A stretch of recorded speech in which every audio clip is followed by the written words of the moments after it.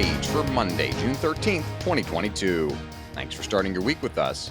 I'm George Gerbo. Senators are close to breaking a decades-long logjam on gun policy, announcing a bipartisan framework for expanding background checks and funding school safety efforts after a spate of mass shootings nationwide created a heightened sense of urgency among lawmakers. The deal, crafted by a bipartisan group of senators, is the most ambitious update of the nation's gun laws in nearly a decade. Seth McLaughlin and Harris Alec report the bill boosts funding for school security and mental health treatment while tightening the background check system and incentivizing states to adopt red flag laws. If the deal holds, supporters say it will significantly tighten the ability of people with troublesome backgrounds to access or possess guns. President Biden hailed the deal and vowed to quickly sign the final legislation. A more ambitious package of gun control measures passed earlier by the Democratic majority in the House had been stalled in the evenly divided upper chamber. Top economic forecasters think things are going to get worse for Americans on the inflation and pricing fronts before they get better. Seth McLaughlin and Joseph Clark report former Treasury Secretary Larry Summers told CNN the Federal Reserve's economic forecasts have been too optimistic. He disagrees with Treasury Secretary Janet Yellen's assertion that there's nothing to suggest a recession is in the works. And Mohamed El-Erian, chief economic advisor at financial services company Allianz, said he fears inflation is going to get worse. El-Erian told CBS it could reach 9%. The Consumer Price Index rose 8.6% year over year in May, according to Labor Department figures released on Friday. Russia is massing more troops and could soon dispatch fresh battalions for its major ground offensive in Ukraine's eastern Donbas region. Ben Wolfgang reports Russia appears ready to call up units to join the attack, putting renewed pressure on Ukrainian defenses.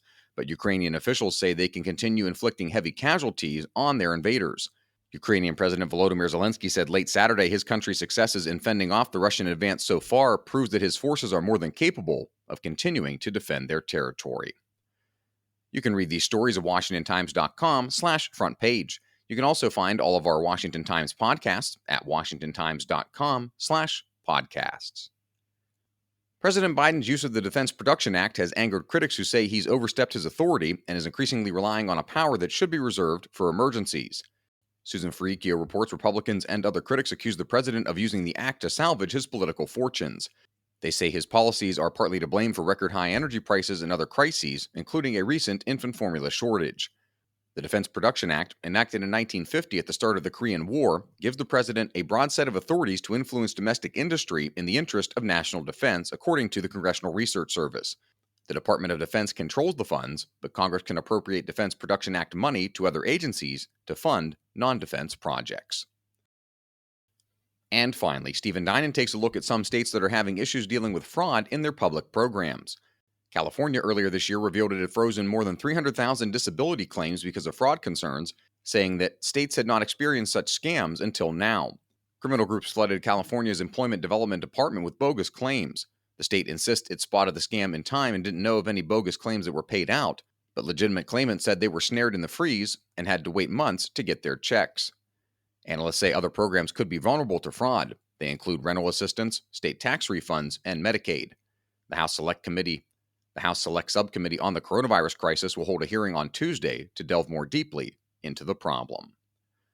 Find all today's front page stories at WashingtonTimes.com/front page or on the Washington Times app. And you can find us wherever you get your podcasts. Just search Washington Times in any major podcast app. You can also find us on Twitter and Instagram at Wash Times for breaking news, sports, commentary, and more. For the Washington Times, I'm George Gerbo.